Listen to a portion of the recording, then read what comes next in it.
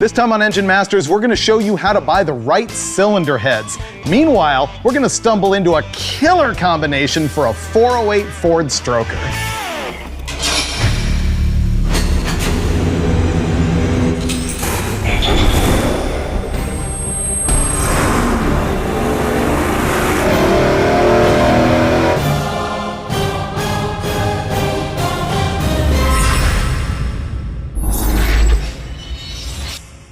This episode is going to be a deep dive on how to buy the right cylinder heads for your engine. And actually, the data here is being applied to a small block Ford, but really, it's kind of broad across any engine family because all we're dealing with here is airflow and the dynamics of the volume and the cross-sectional area of the intake port.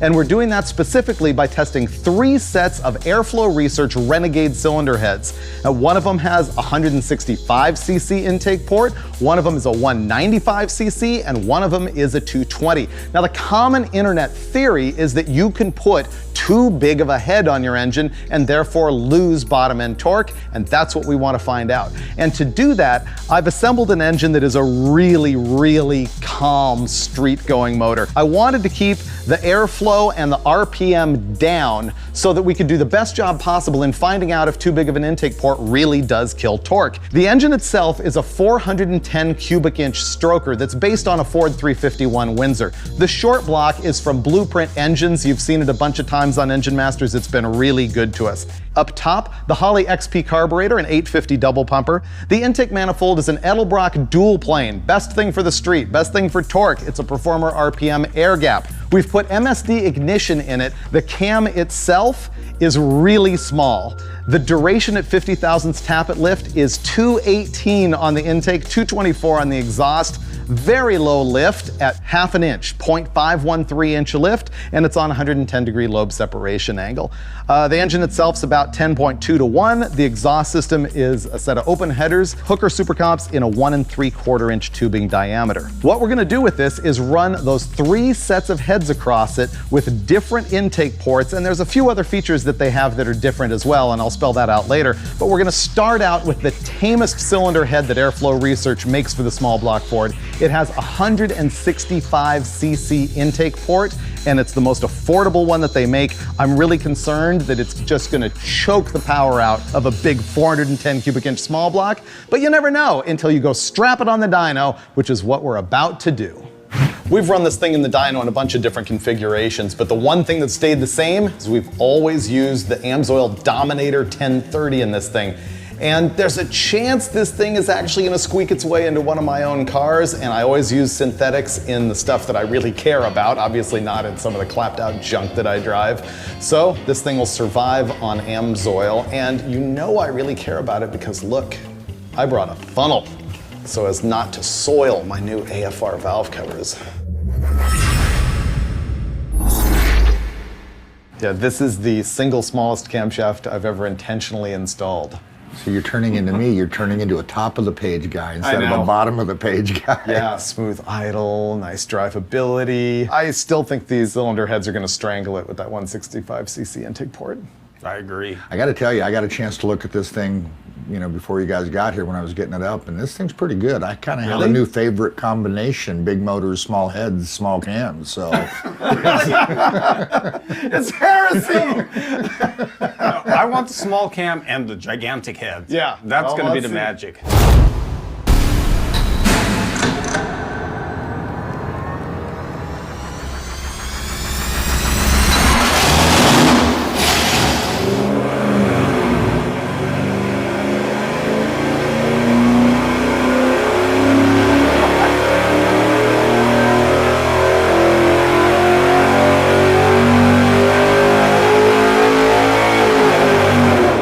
That's ridiculous! In your face. What?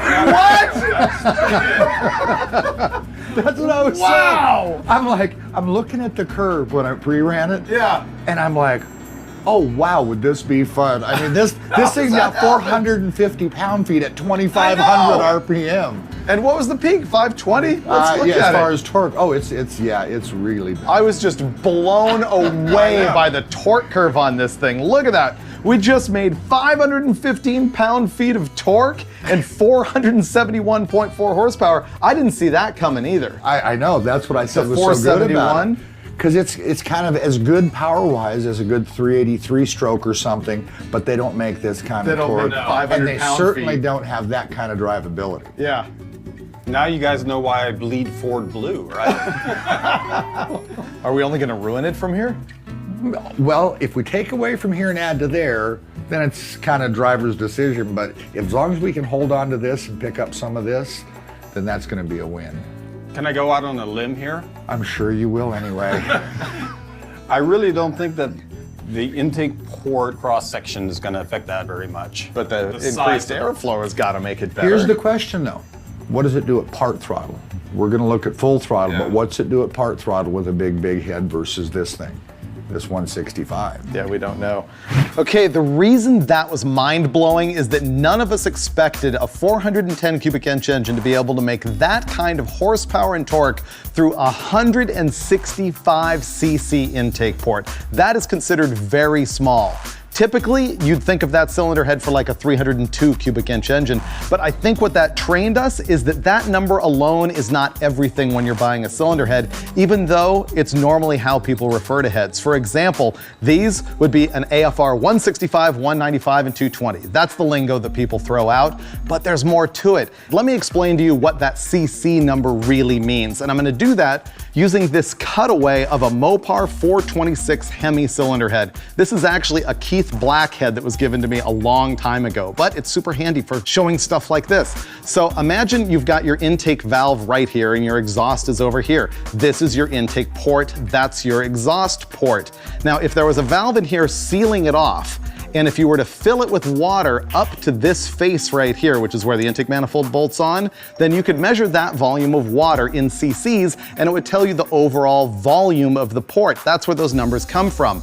But there's another thing that you need to know. It's called minimum cross-sectional area. It's the smallest point inside the intake port, and it's another number that people use to sort of evaluate if a cylinder head is in the range of what they want to use or not, and that would be right here on this cylinder head. So that changes on the AFR heads as well. For example, the 165cc has a pinch or smallest cross-sectional area of 1.935 inches.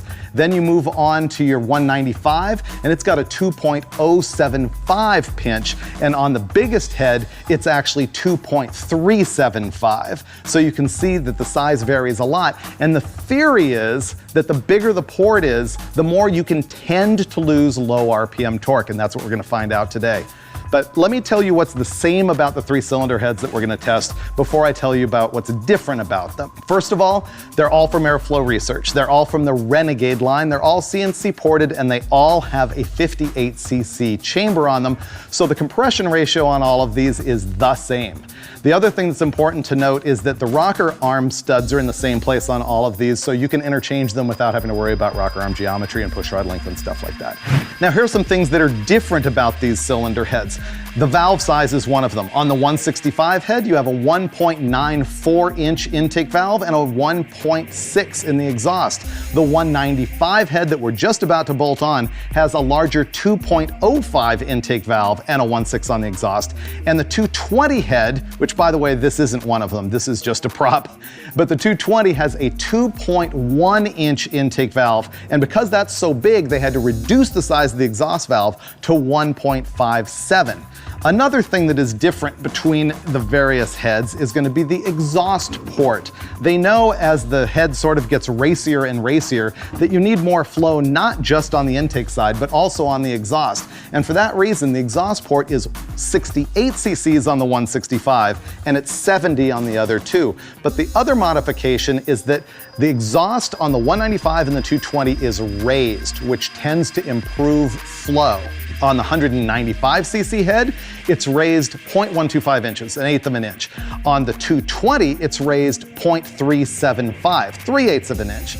Now that can be important to you if you're buying headers because sometimes they won't fit if the ports have been changed, and you can see that on the two bigger cylinder heads, the exhaust pattern is what they call double drilled. There's a wider pattern and a narrower pattern, and especially on the 220, it's possible to put a header on it that can block a little bit of that exhaust port flow. So what we're doing here is not just scientifically testing the intake port design alone. Instead, we're gonna test what you can realistically buy off the shelf from any manufacturer for any domestic V8 engine that you might have. Because this technology, it all applies to anything, a Chevy, a Mopar, whatever. And we're gonna do the best to sort of bench race that out and get some solid data when we go to the dyno and remove the 165 to install the 195cc head as our next step. And finally, we're gonna wrap it up with the AFR 220 and find out if, like the internet says, too big of a head can kill torque. I've got a really simple theory when it comes to heads, port size, and velocity and all that. Bigger is better? Oh man, you just totally stole my thunder. How did you know? I've met you.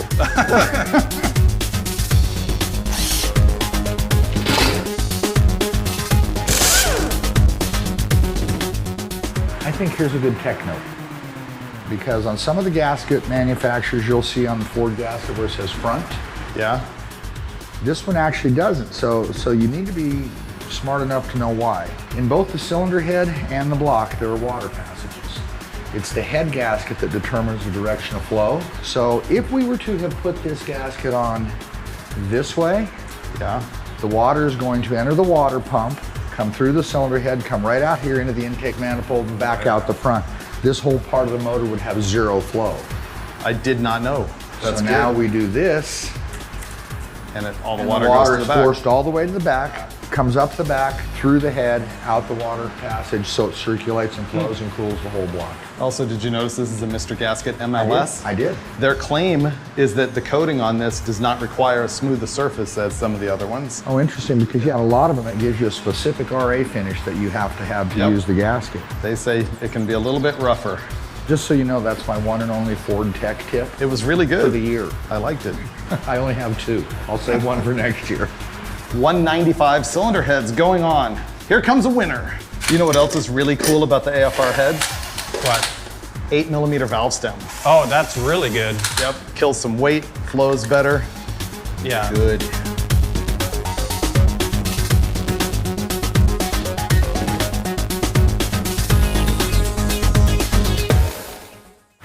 I'm confident it makes more power everywhere. That would be cool if it did, because it made really good power before. We have a pretty big step to go up. It flows a lot more. But the valve diameter is good on this head. I like that. Will it make 500 horsepower? We're gonna pick up 30 numbers. No. I don't think so either. Well, blurt out a number, Steve-O. Come on. 93. 93? 493 Yeah. horsepower. Well, we were at 470, right? Yeah. 500. Dulcich called it. I can't naysay it, because he's Dulcich. I know. Man, the come wizard on, of all baby. wizards.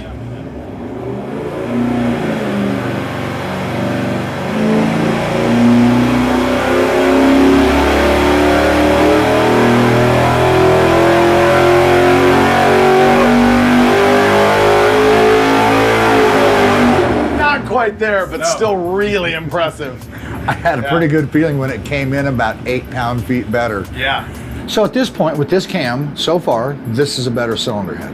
Absolutely. The bigger cylinder head makes more power. Kind of no shock whatsoever. Really, at every single point in the curve. This stuff down here is like 2,600 and below, and it's the same down there. So we made 520.8 pound-feet of torque, 484 horsepower, with a really broad spread. Almost 1,800 RPM between the RPM at peak torque and peak horsepower, which makes for a really nice engine. You know, I don't think the big surprise is the 195. I think the big surprise is how good The 165 is. It's amazing. It still blows my mind. I'm really shocked by it. The thing we don't know is like throttle response, transitional throttle, part throttle. You know, we know the airspeed has got to be faster through the 165 head, and we know that that leads to better tipping. I know with the 165 it would be really good. What? The part throttle, transitional throttle response, all that stuff, it would be really good. Yeah. And on this big of an engine, even the 195, it's got to be excellent. It's got to be. But now, No is the downside. 220 going to finally lose some torque, or are we going to see the same torque and even more power? I say same torque and why more we're power.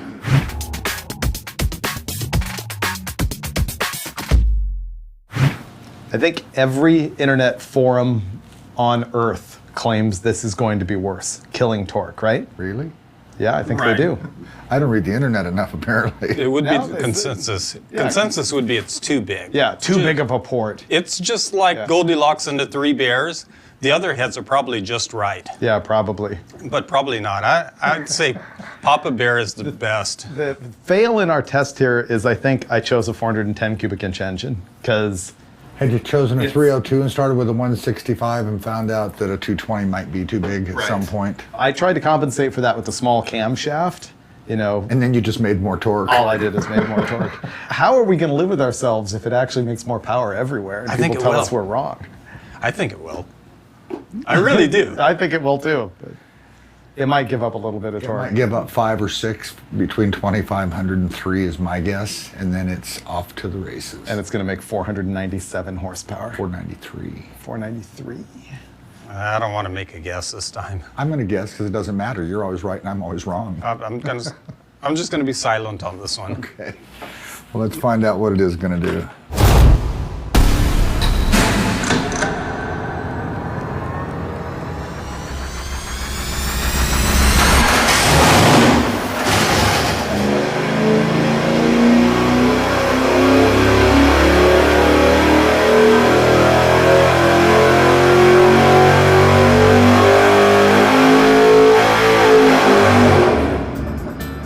Same as the 165. Yeah. After all of that, I'm not sure we really proved anything. It proved I don't know anything. I know, I don't know anything either. I mean, I think that 165 is a killer head. I think we proved the 195 is the logical one you really should run on an engine like this, even if you've got another 20 degrees of cam probably. And if it's anything bigger than that, you want the 220 with the correct single plane intake manifold and the correct solid roller cam and the correct big header. And making peak power at 7,500 RPM and all of those things that head is designed for with that kind of flow number at 800 lift. But this is the craziest thing, that these numbers we have on the screen right now, those are the 165 head versus the 220. They essentially run exactly the same. So my walk away is throw the 195s back on this thing and stab it in the Mach 1 and have a great time. Ready to go wrap this up and like try and package all this information into a believable ball of BS? Oh no. Believable or unbelievable, the numbers are the numbers. They're just a little confusing even, you know. No, I've got it all put in a box, man. I get it completely. Well, go spill. Let's do it. Okay, Steve, open up your big box of wisdom. Well, I've got to admit, I mean, the 408 Ford took me to school. Really? How? Yeah, my whole theory of bigger is always better kind of let me down for the first time. So what's the point, Dulcich? Well, the point as far as I'm concerned is we didn't lose any low-end torque, and that's really what people talk about with bigger heads. We made great power with a tiny head on a big cubic inch motor with a tiny camshaft. So I guess really there is no conclusion. Well, no, there is because of what you're talking about. I think that we are starting to see stuff that we've never tested before where a good cylinder head with a tiny camshaft is a great street motor. And that's probably something a lot of people have known for a long time, but we're just discovering it because normally we like giant cam stuff. But the whole thing about proving that a large port kills low-end torque, we didn't see that at all. But to be fair, on the dyno, it's not really showing throttle transitions and things like that. So I'm not sure that people can conclude categorically that you should always put the biggest cylinder head that you can on your engine. I don't think that's the case. Right. I think the 195 is the right cylinder head for this combination. You took the words right out of my mouth. I was gonna say the 195 seemed to be the optimum. It did make the most horsepower, and it's probably the right head for this motor. So you were gonna open your big box of wisdom and I just ripped it open like a 5-year-old on Christmas morning? Well, I've already shared with you all the conclusions. Oh, that's right, I just sapped your knowledge and shared it with the audience as if it was mine. And that's what happens pretty much on every episode of Engine Masters. We'll see you next time.